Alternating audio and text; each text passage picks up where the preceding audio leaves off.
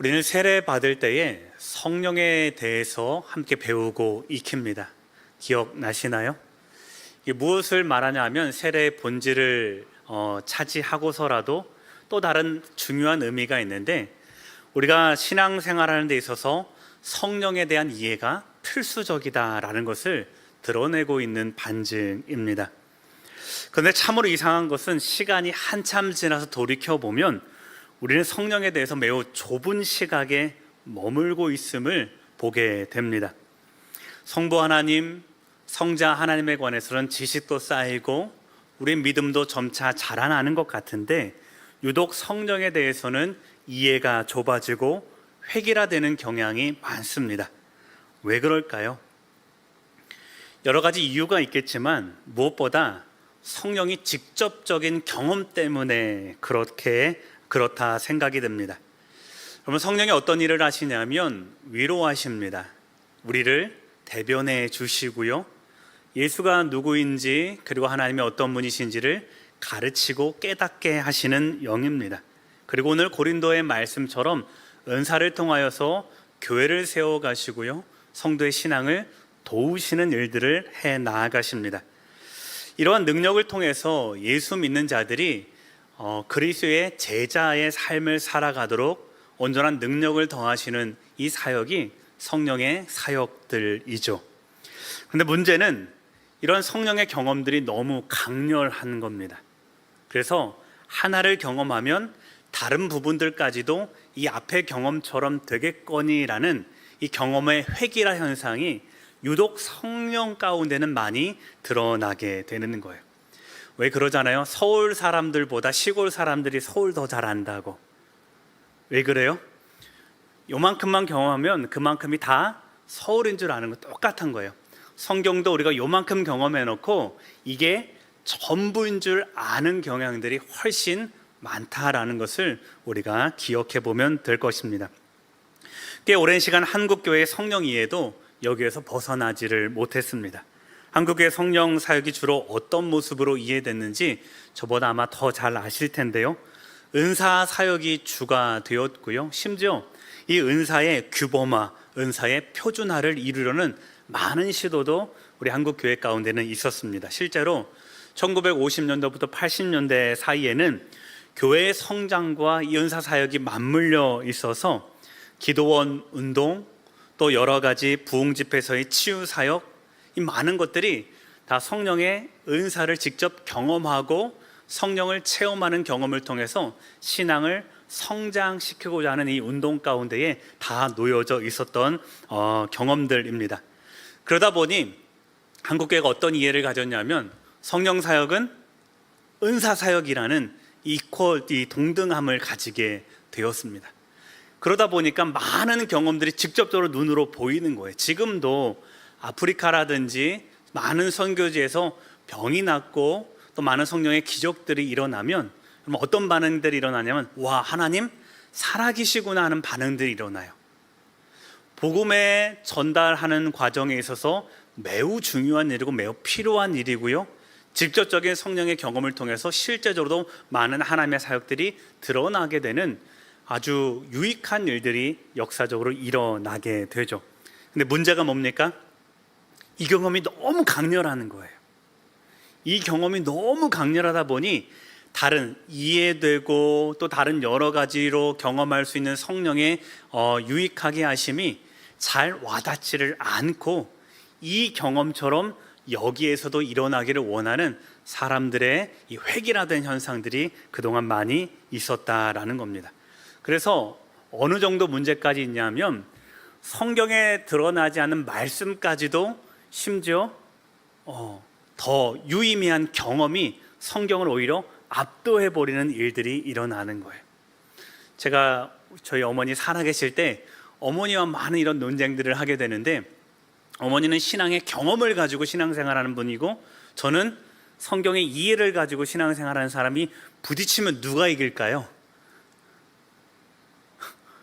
어머니 항상 이러셔. 이놈의 자식 기도도 안 하고. 항상 이렇게 경험이 너무 강렬하다 보니 성경 말씀에 근거하지 않는 일부의 신앙적 경험이 마치 성령의 전부인 것처럼 알아가고 그것으로 신앙을 마무리하고자 하는 그런 일들이 많이 일어나는데, 여러분 다 성령에 대한 잘못되진 않았지만 성령에 대한 회귀라가 이런 일들을 만들어내고 있다라는 것입니다. 사실 고린도 교회도 그런 배경이 있었던 거예요.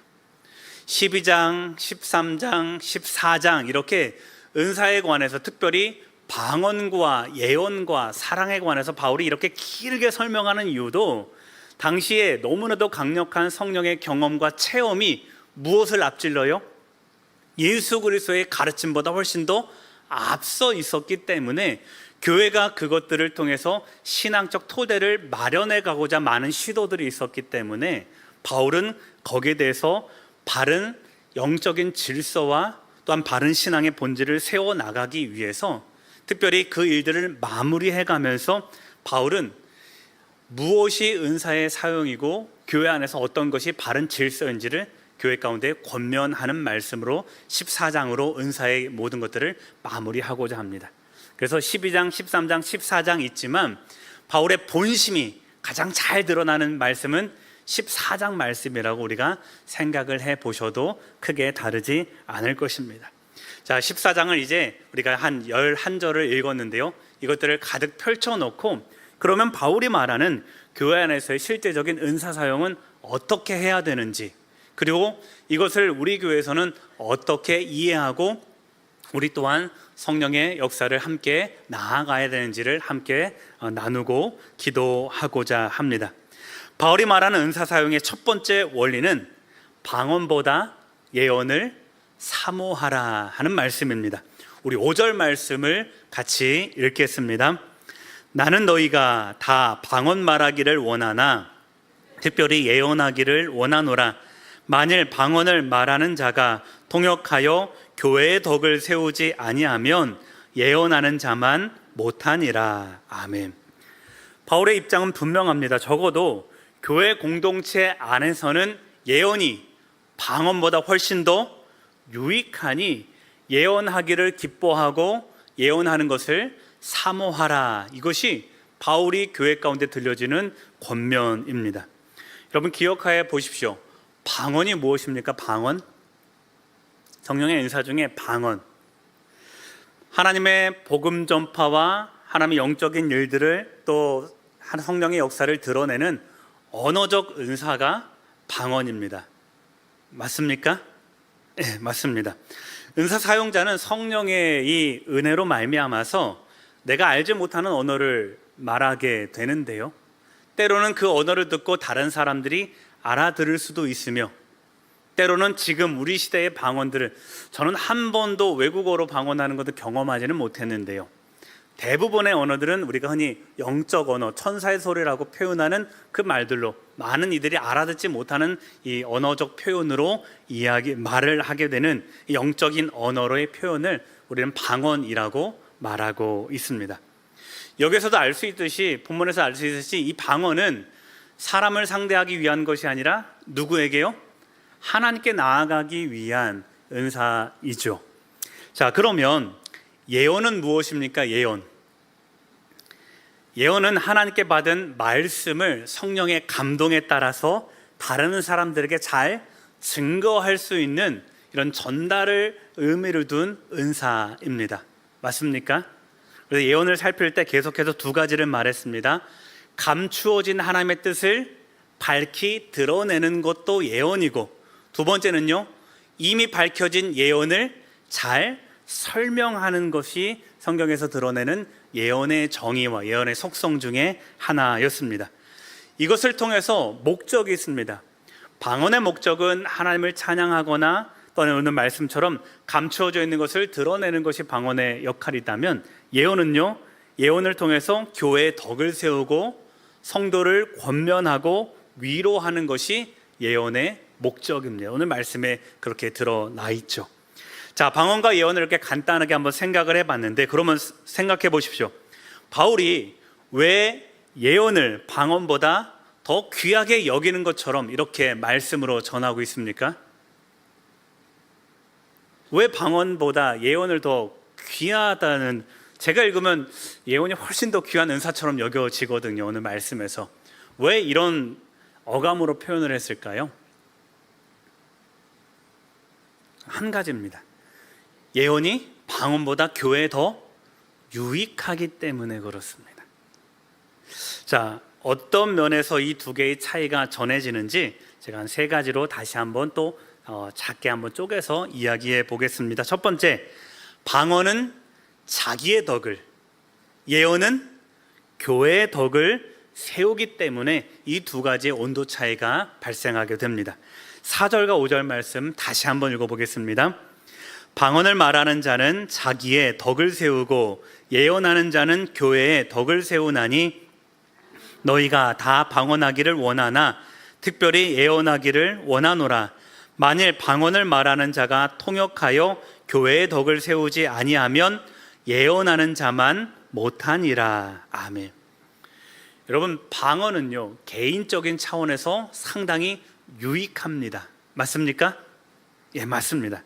하나님과의 은밀한 교제에 집중할 수 있도록 우리에게 주신 은사이고요, 더 깊은 성령의 체험으로 우리를 이끌어주고 우리 가운데에 은혜를 주는 은사가 방언입니다. 다시요, 방언은 개인의 신앙에 유익하고요, 하나님께 대하여는 감사와 찬양의 소리로 높여드릴 수 있는 은밀한 교제 영역에서 참으로 탁월합니다. 그러므로 혹시 여러분 중에서 방언으로 기도할 수 없는 분이 있다면 여러분 구하십시오. 은사는 타고난 재능은 아니에요. 은사는 재능과 다르기 때문에 은사는 하나님의 선물이에요. 그러니 여러분, 그냥 하나님이 주시는 경우도 있지만 달라고 기도하면 하나님 주시기도 해요. 그러니까요, 이런 영적인 나의 신앙의 개인적인 유익과 더 깊은 하나님과의 기도의 교제를 누릴 수 있으니까요, 여러분 방언이 없다면 구해서 한번 그 은사를 경험해 보시고 그 은사를 통해 하나님께 기도하실 수 있었으면 좋겠습니다. 그래서 방언을 통해서 영적인 충만함을 누리시면 좋을 것 같아요. 자, 그러나 방언은 교회 전체에 유익되지는 않습니다. 교회 전체를 유익하게 하는 것은 방언보다는 예언이 훨씬 더 합당합니다. 예언은 공동체 모두에게 덕을 세우고 권면하며 위로하기 때문에 교회 공동체적인 차원에 있어서는 훨씬 더 유익하다 합니다. 그래서 선배 목사님 한 분 중에서는 이렇게 말하기도 합니다. 방언이 하나님께 올려드리는 기도와 찬양이라면, 그렇죠?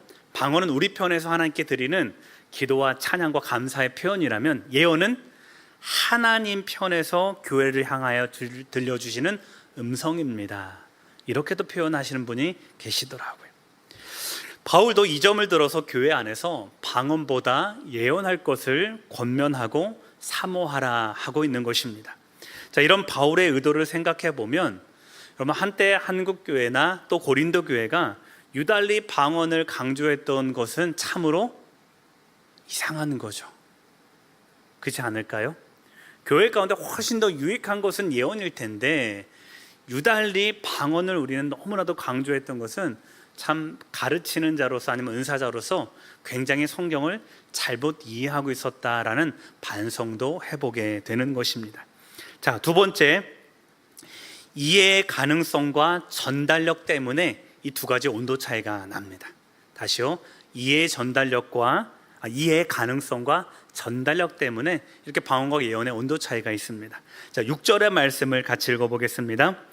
그런즉 형제들아, 내가 너희에게 나아가서 방언으로 말하고 계시나 지식이나 예언이나 가르치는 것으로 말하지 아니하면 너희에게 무엇이 유익하리요. 아멘. 그럼 한번 생각을 해보시오. 방언이 언어일까요, 아닐까요? 어떤 분은 언어라고 생각하고 어떤 분은 언어가 아니다라고 생각하실 수도 있겠습니다. 그러면 생각을 해보시오. 방언이 언어가 되려면 뭐가 필요할까요? 자, 이런 거예요. 언어란 기본적으로 뭘 위한 수단입니까? 그죠? 소통, 전달을 위한 수단이 언어입니다. 자, 세상의 모든 언어는 이 소통, 전달을 위해서 존재합니다. 언어일수라도 소수만의 전달을 위해서 언어가 만들어졌다면 그거는 아마 암호 뭐 이런 것들로 불렸을 거예요. 자, 그럼 한번 생각해 보시죠. 방언은 언어일까요? 아닐까요? 고민되세요? 바울은 뭐라고 말하냐면 언어라고 말을 해요. 바울은 언어라고 말을 해요. 자, 그래서 방언을 여기 성경에 보면 방언을 말한다라는 표현을 계속해서 바울은 쓰고 있어요. 말하는 거니까 언어가 맞겠죠. 자, 그러나 방언을 공동체를 위해서 사용하기에는 소통적인 면에서 부족한 언어입니다. 그렇게 바울이 표현을 하는 겁니다. 방언은 언어이지만 효용성에서는 별로 가치가 없다. 우리가 이렇게 오늘 말씀을 통해서 이해해 보시면 좋을 것 같습니다. 그래서 이것을 바울은 논증하기 위해서 자신이 고린도 교회를 설립할 때의 예와 또 몇 가지 예를 6절부터 11절까지 길게 들려주고 있는데, 자, 6절에 보시면 바울은 고린도 교회를 개척할 때 방언으로 말하지 않았다라고 말을 해요. 내가 방언으로 말했으면 너희가 이 복음을 이해했겠느냐, 이 말씀이 6절인 거예요. 왜요? 복음을 전달하기에는 방언이 유용하지 않기 때문에, 이해 전달력으로서의 가능성이 방언에는 없기 때문에 이 모든 것들은 나는 언어, 방언이 아니라 그냥 이해되는 언어로 나는 증거했다라고 말하고요. 7절과 8절을 보면 방언을 뭐라고 말하는 거예요? 알지 못하는 소리라고 말하고요. 또 전투에서 나팔 소리를 분별하지 못하면 는 것 같이 방언을 분별하지 못하면 별로 쓸모가 없다라는 식으로 바울은 이렇게 길게 여러 가지로 3-4가지로 언급을 해 나가는 겁니다. 자, 우리가 여기까지 확인하셨다면 여러분 이런 생각을 해야 돼요. 목사님, 당혹스럽습니다. 저한테 이렇게 질문하셔야 돼요. 왜요? 분명히 방언도 성령의 은사가 맞는데 바울이 왜 이렇게 방언을 평가절하해서 말하는 겁니까? 우리는 그런 의문을 속으로 한번 가져봐야 돼요. 요리 14장 쭉 한번 읽어보시면 방언 뭐가 아닌 것처럼 이렇게 말씀을 하시는데, 그럼 방언 성령의 은사입니까? 아닙니까? 성령의 은사 맞아요. 근데 바울은 왜 예언과 비교해서 왜 이렇게 방언은 별로 아무것도 아닌 것처럼 그런 어감으로 이렇게 말을 하는 걸까요? 그건 고린도 교회의 상황 때문에 그렇습니다. 고린도 교회에서 문제를 일으키고 있는 큰 문제가 있는데 그게 뭐 때문이라는 거예요? 방언 때문에 교회가 파당도 짓고 교회가 하나 되지 못하고 사랑도 없게 하는 것, 다 무엇 때문이라고 바울은 보고 있느냐면 방언 때문이라고 보고 있는 겁니다. 예를 들어서 이런 겁니다. 극단적인 예입니다. 우리 교회를 한번 생각을 해보면, 자, 주방에 우리 교회에서 가장 손길이 모자른 데가 전 주방 같아요. 전 늘 주방 권사님들을 보면 참으로 수고하시네라고 생각을 하는데, 예를 들어서 주방에 수고하는 분들이 넘쳐나면 좋은데 없어서 누군가를 불렀어요. 아유, 강 집사 우리 주방에 와서 일해 좀 와. 그랬더니 강 집사님이 뭐라 그러는 거예요? 난 방언 받은 사람이 왜 내가 거기 가서 일을 해? 그거는 섬기는 은사 있는 사람만 가서 하는 거야. 방언의 은사 있는 사람은 그거 안 하는 거야. 지금 고린도 교회에서 그렇게 벌어지고 있는 거예요. 교회 많은 사역 가운데 많은 일꾼들이 필요한데 특정적으로, 즉 겉으로 드러나기에 많은 은사 중에 가장 성령의 은사답다고 여겨지는 것이 방언의 은사일 텐데, 방언의 은사 가진 사람들이 나는 방언의 은사를 가졌으니까 섬기는 일, 가르치는 일, 난 그거 찬양하는 일 안 할 거야, 나는 방언으로 기도하는 일만 할 거야 라고 그룹 지어서 이야기를 하고 있는 것이 지금 고린도 교회의 현실이라고 한번 생각을 해보면 교회가 어떻게 될까요? 섬기는 일도 없고요, 사랑하는 일도 없고요, 누군가는 방언을 하지 못하기 때문에 소외가 되고, 방언을 하는 무리와 방언을 하지 못하는 무리가 가운데 벽이 하나 딱 생겨서 교회가 갈라지게 생긴 거거든요. 12장부터 14장까지는 이런 배경 가운데 바울이 계속해서 언급하고 있으니, 바울은 그들 가운데 그렇게 방언의 은사를 받았다고 우쭐에 있는 몇몇 사람들 때문에 교회가 갈라지고 심각한 문제에 빠지니까 바울의 어감도 어떻게 자연적으로 날카로워질 수밖에 없는 거예요. 그래서 바울이 이렇게 말하고 있는 거죠. 너희가 방언의 은사를 받았느냐? 맞다. 그거는 성령의 은사가 맞고 참 좋은 은사야. 하나님을 찬양하는데 이 방언의 은사는 너무나도 탁월하다. 그런데 교회를 섬기는 데는 아무 쓸모 없다. 이렇게 강력하게 이야기하는 이유가 바로 거기에 있다라는 것을 여러분 기억할 수 있기를 바랍니다. 심지어 이렇게 말하는 거, 방언을 가지고 교회를 세울 수 있느냐? 방언을 가지고 소통할 수 있느냐? 개인적으로는 참 좋은 은사이지만 교회 전체 가운데는 세우는 데는 덕을 세우는데, 교회를 세우는 덕에는 그것이 무익하니 너희는 교회 안에서 잠잠하라. 바울은 이렇게까지도 이야기하고 있다라는 것을 여러분 우리가 말씀을 통해서 확인해 보셨으면 좋겠습니다. 자, 세 번째, 이 온도 차이가 왜 나느냐? 불신자와 믿는 자에게 끼치는 둘의 영향력 때문에 바울은 이렇게 말하고 있습니다. 22절부터 25절까지 이야기가 계속 언급되는데 23절 말씀만 우리 같이 읽어보도록 하겠습니다. 그러므로 온 교회가 함께 모여 다 방언으로 말하면 알지 못하는 자들이나 믿지 아니하는 자들이 들어와서 너희를 미쳤다 하지 아니하겠느냐. 아멘. 방언과 예언이 외부인들에게 또는 교회 내에 끼치는 영향력을 지금 이야기를 하고 있는데요. 자, 방언은 첫 번째 뭐예요? 불신자를 위한 표적이라고 말하고 있습니다. 보이시나요? 자, 방언을 말하는 것이 표적이 될 수 있다는 건 어떠냐면, 제가 막 방언으로 기도하면 믿지 않는 사람들이 저를 보면 첫인상은 어떻다는 거예요?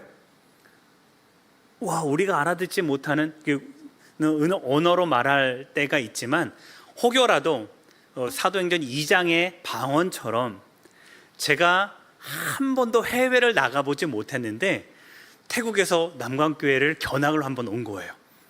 근데 기도를 하는데 담임 목사가 태국어로 막 이야기를 하네요.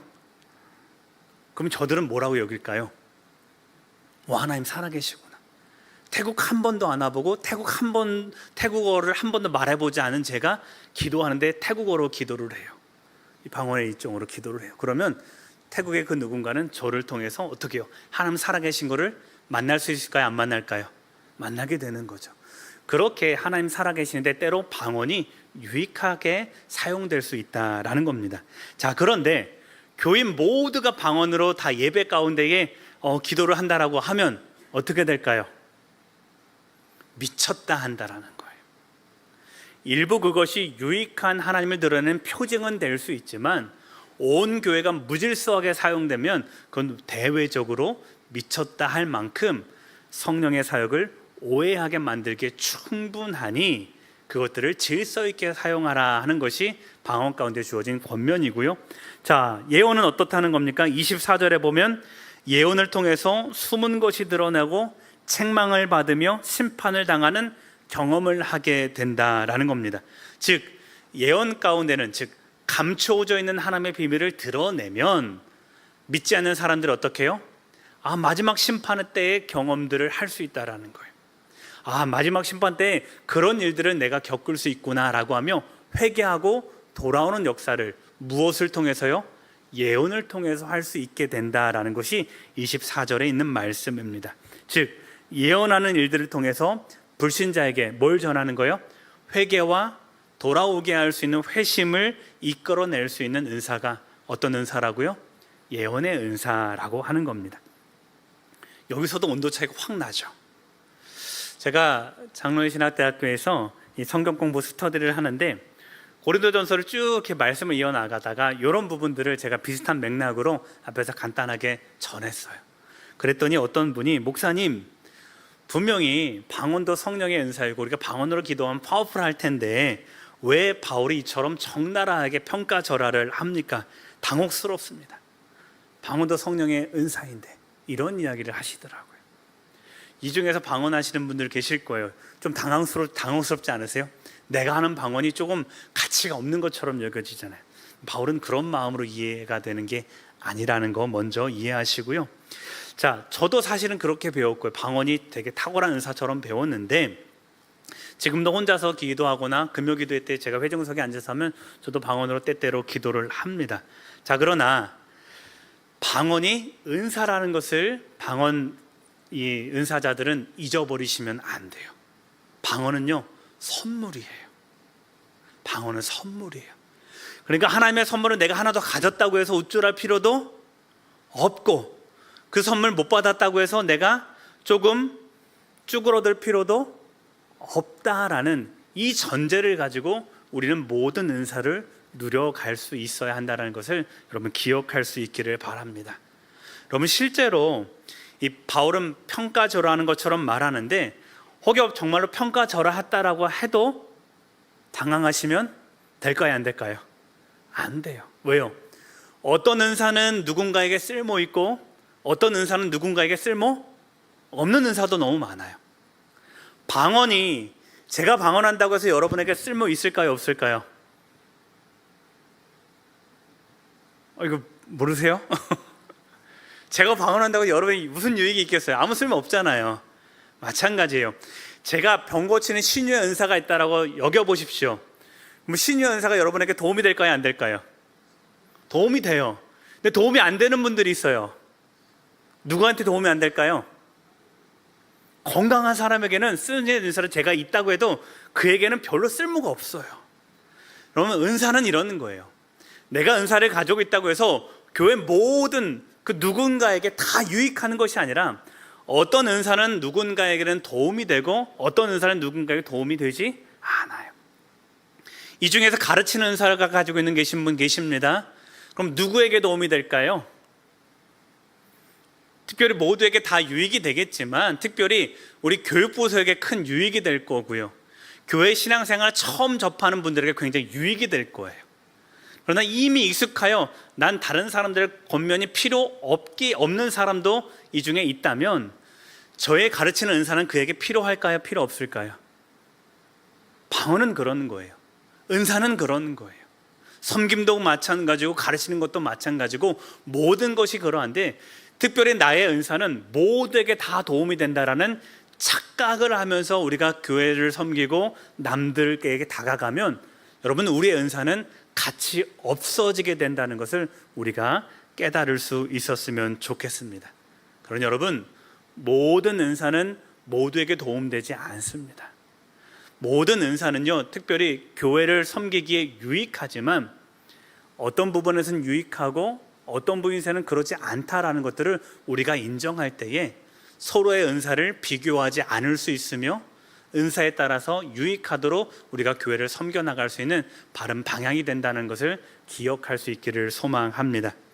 자, 그러면 우리 교회는 그럼 어떻게, 또 바울이 말하는 권면에 따라서 어떻게 우리가 은사를 사용할 수 있을까? 구체적인 권면을 말합니다. 26절의 말씀을 같이 읽어보겠습니다. 그런즉 형제들아, 어찌할까? 너희가 모일 때에 각각 찬송시도 있으며 가르치는 말씀도 있으며 계시도 있으며 방언도 있으며 통역함도 있나니 모든 것을 덕을 세우기 위하여 하라. 아멘. 여기서도 은사가 여러 가지 나옵니다. 찬양 은사일까요, 아닐까요? 여기 보니까 은사예요. 가르치는 말씀도 은사일까요, 아닐까요? 은사예요. 방언도 은사이고 통역하는 것도 은사입니다. 우리 가운데 주어지는 은사가 너무나도 이렇게 다양합니다. 자, 은사를 사용하면서 규칙이 있습니다. 첫 번째, 저를 한번 따라해 볼게요. 모든 것을 덕을 세우기 위하여 하라. 네. 우리의 모든 은사는 덕을 세우기 위하여 함입니다. 덕이라는 것이 말씀이 표현이 어려운데 교회라는 말로 저는 늘 바꾸어서 설명합니다. 자, 따라해 보시면, 나의 은사는 교회를 세우기 위하여 사용한다. 여러분, 그렇게 알아가시면 참 좋을 것 같습니다. 여러분, 이것이 우리의 중심이 되어야지 교회가 혼란스럽지 않은 겁니다. 은사 자체가 목적이 있다라는 거예요. 어떤 목적이요?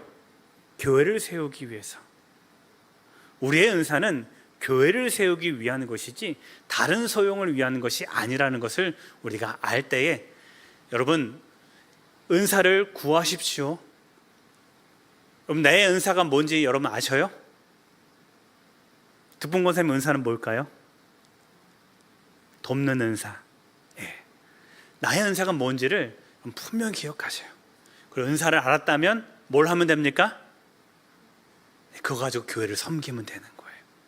그러니까요, 여러분, 내게 있는 은사를 분명히 아시고 이것으로 어떻게 교회를 섬길까를 확실히 분별하셔서 교회를 섬기는 일에 구체적인 역할을 잘 감당하셨으면 좋겠습니다.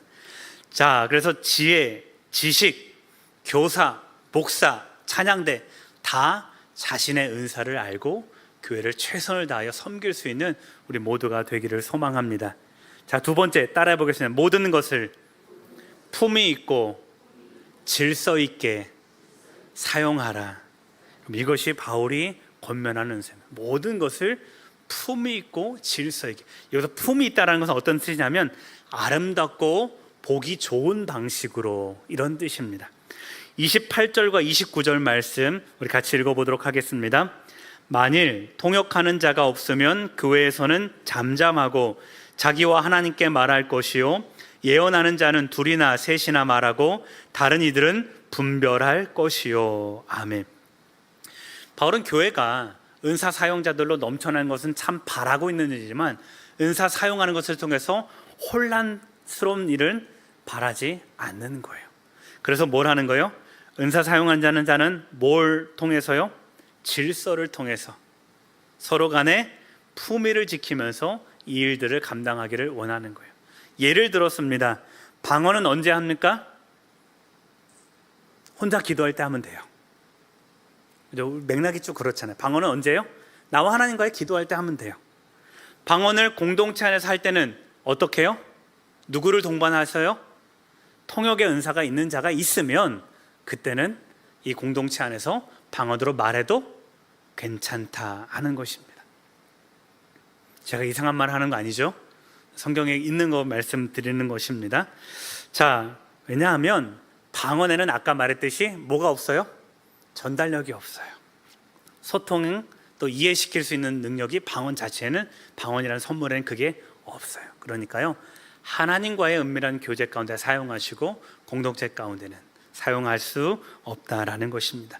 예언의 은사도 마찬가지입니다. 내가 예언할 수 있다고, 즉 하나님의 비밀을 드러낼 수 있다고 해서 아무렇게나 막 하는 겁니까? 아니라는 거예요. 무엇을 따라서요? 질서를 따라, 차례를 따라 하는 거예요. 이것을 제가 좀 확대해서 권면해 보면, 여러분 우리 가운데 가르치는 은사가 많이 있다라고 한번 생각을 해보시면 누구의 질서를 따라서 하면 되냐면 교회가 책임져 주는 당회의 권위를 여러분 존중해 주셨으면 좋겠습니다. 섬기는 은사가 있다라고 한번 생각을 해보십시오. 다 섬기는 은사로 한꺼번에 다 몰리면 이거 누가 조율을 합니까? 현재 우리 교회는 누가 조율해요? 당회가 조율을 해요. 연말 정책당회 때 팀장님을 세우고요, 또 위원장을 세우고 하는 일들은 당회가 권한을 받아서, 위임받아서 여러분들 권면하고 있어요. 그 안에는 영적 질서를 책임지는 담임 목사의 말도 그 안에 들어가 있는 거예요. 질서를 따라 하라는 것은 바로 이런 겁니다. 내가 섬기고 싶다고 해서 다 나를 따라와 할 수 있는 거예요, 없는 거예요? 없다라는 거예요. 품위를 가지고 질서를 가지고 교회가 함께 합의한 권위 아래 여러분 순종하면서 교회를 섬길 수 있기를 소망합니다. 그러니 여러분 누군가가 이수미 권사님 계신데 저기 안내를 잘하고 계신데 내가 이수미 권사님보다 더 잘 섬길 수 있다고 너 하지마 내가 할 거야 이러면 될까요, 안 될까요? 안 돼요. 따라해 보겠습니다. 질서를 따라, 교회가 세워준 질서를 따라 행하시면 되는 거예요. 괜찮으실까요? 네, 할 수 있다고 해서 다 하는 게 아니라 교회 질서를 따라 하는 겁니다. 자, 세 번째입니다. 따라해 보겠습니다. 은사는 듣는 이가 알아듣도록 행해야 한다. 특별히 은사는요, 듣는 이가 알아들을 수 있도록, 즉 은사는 소통력을 가지고 있다는 것을 여러분 기억하실 수 있길 바라는데요, 특별히 방언을 가지고 바울은 이야기를 합니다. 15절과 16절 같이 한번 읽어보겠습니다. 그러면 어떻게 할까? 내가 영으로 기도하고 또 마음으로 기도하며 내가 영으로 찬송하고 또 마음으로 찬송하리라. 그렇지 아니하면 내가 영으로 축복할 때에 알지 못하는 처지에 있는 자가 내가 무슨 말을 하는지 알지 못하고 내 감사에 어찌 아멘 하리요. 아멘. 이런 거예요. 공적 예배 가운데 방언으로 기도할 수 있을까요, 없을까요? 없다라는 거예요. 왜요? 제가 방언으로 기도하면 여러분 아멘 할 수 있어요? 없다라는 거예요. 왜 아멘 못합니까? 그죠, 알아듣지 못하기 때문에. 이러는 거예요. 자, 제가 아파요. 이수민 권사님 방언의 은사가 있다라고 해서 아픈 저를 위해서 기도하면, 자, 방언으로 기도하면 될까요, 안 될까요? 헷갈리죠, 여기서부터. 자, 아픈 저를 위해서 이수민 권사님 기도해요. 방언으로 기도하면 될까요, 안 될까요? 돼요? 이수민 권사님 방언으로 하면 제가 아멘 할 수 있어요? 유익하지 않다라는 거예요. 제가 잠자고 있으면 기도해 주세요. 제가 잠자면 기도해 주시는데, 제가 깨어 있는데 저를 위해서 기도한다고 방언으로 기도하지 마십시오.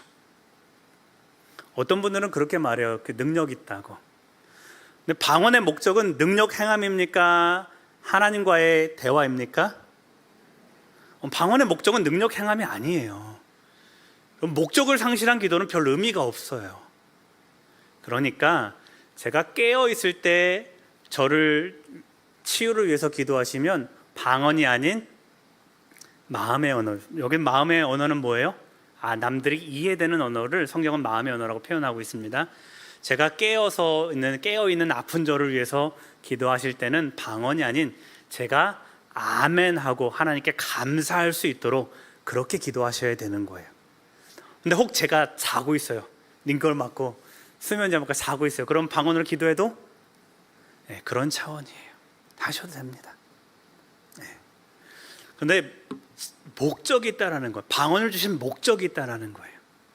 예언을 주신 목적이 있다라는 거예요. 가르치는 은사를 주신 목적이 있다라는 거예요. 목적에 합당하지 않는 모든 가르치는 은사는 성령의 은사입니다. 맞죠? 그러나 가르치는 은사가 성령의 은사라고 해서 성령의 능력이 드러난다라고 생각하시면 달라요. 그건 좀 다른 이야기예요. 그러니까요, 여러분, 소통 가능하도록 은사가 주어진 목적에 따라서 우리가 행할 수 있기를 바랍니다. 자, 그래서 방언의 목적은 4장 2절에 방언의 목적이 나와 있죠. 방언의 4장 2절에 마지막에 이렇게 표현되어 있습니다. 알아듣는 자가 없고 뭐로요? 영으로. 방언은 그런 거예요. 영으로 비밀을 말하기 위해서 주신 것이 방언인 거예요. 병치유를 위해서 주신 것이 방언이 아니라 영으로 비밀을 말하기 위해서 주신 것이 방언이라는 것을 여러분 기억하셔서, 이것이 능력이 있다 없다의 차원이 아니라 내가 무엇을 어떤 목적으로 기도할지를 정말 성경에 정확하게 나와 있으면 그 성경의 말씀을 이해하는 차원으로 우리가 모든 은사를 따라서 기도하고 능력을 행하는 우리가 되었으면 좋겠습니다. 자, 이런 규칙으로 우리 교회도 은사를 행하면 교회가 질서 있게 하나님과의 소통도 이루어지고 교회가 질서 있게 교회다운 모습으로 세워질 수 있겠다 싶습니다. 자, 마무리하면서 지금까지 12장, 13장, 14장까지 우리가 방언과 예언, 특별히 이것들을 중심으로 바울이 왜 이렇게 이야기를 했는지 제가 말씀을 드렸죠. 무엇 때문입니까? 방언 때문에 교회가 혼란스럽기 때문에 방언을 조금 격하했지만 우리가 그렇게 받아들여서는 안 되고, 우리 맨 마지막에 바울은 방언 하라는 거예요, 말라는 거예요? 방언 하라는 거예요. 예언도 하라는 거예요. 더욱 그리하라. 바울은 너무 권장하고 있는 은사입니다. 단 무엇에 따라서요? 질서 있게 하라. 여러분 그렇게 행하시면 되는 겁니다. 자, 그래서 제가 이 예언, 이 은사들 어떻게 사용할지를 4가지로 한번 정리를 해봤는데요. 우리 화면 보면서 같이 한번 읽어보셨으면 좋겠습니다. 1. 시작. 성경적으로 참된가. 2. 교회에 유익한가. 교회를 세우는가. 3. 하나님의 성품, 화평과 질서를 드러내는가. 4. 오늘의 삶과 신앙에 적용 가능한가. 여러분 이것이 우리가 은사가 어떻게 행해야 될지, 내가 가진 은사가 은사인가를 한번 체크하는 가장 최소한의 단위일 것입니다. 제가 길게 말씀을 드렸지만 여러분 반드시 기억해야 되는 것, 이 성령의 은사는 성령의 선물입니다. 무엇을 위한? 교회를 세우기 위한 선물입니다. 그러니 여러분 아까도 말씀드렸습니다. 은사를 사모하고 구하십시오. 그리고 그 은사를 통해서 교회를 섬기고 성도를 섬기고 교회에 유익하게 하고 성도를 유익하는 일에 충실히 은사를 사용하십시오. 그리할 할 때에 하나님이 우리를 통해서 교회를 더욱더 견고히 세우실 줄 믿습니다. 그렇게 합력해서 선을 이루어가는 우리 성도의 삶, 또한 은사자들 다 되시기를 주님의 이름으로 축복합니다. 우리 기도하겠습니다. 하나님 주신 은사로 공동체를 세우게 하시고 유익하게 하옵소서. 겸손하게 하시고 분명한 질서와 또한 행할 용기도 허락하옵소서. 모든 것으로 주를 찬송하게 하시고 주님의 영광만 드러내도록 인도하옵소서. 우리 이 제목으로 함께 기도하겠습니다. 사랑하는 주 하나님 아버지, 우리 가운데 귀한 은사를 허락하여 주시니 감사합니다. 하나님 주신 은사로 공동체를 세워갈 수 있도록 인도하여 주시고, 우리가 무엇보다 교회 유익을 위하여서 우리가 은사를 구하게 하시고 은사를 사용하는 복된 믿음의 사람들 될 수 있도록 인도하여 주시옵소서. 하나님 교회를 세우기 위하여 이것들을 허락하여 주셨사오니 우리가 무엇보다 겸손하게 하시고 무엇보다 질서를 따라 행하게 하시고 무엇보다 담대히 구하여 교회와 성도와 또 아버지 하나님의 의를 위하여 이 모든 것들을 담대히 사용하여 하나님께는 영광이 되고 이 땅 가운데는 주의 영광 드러낼 수 있는 우리 모든 교회와 성도 될 수 있도록 인도하여 주시오고, 하나님의 영광이 우리를 통하여 온 땅 가운데 드러날 수 있도록 주여 우리를 사용하여 주시옵소서.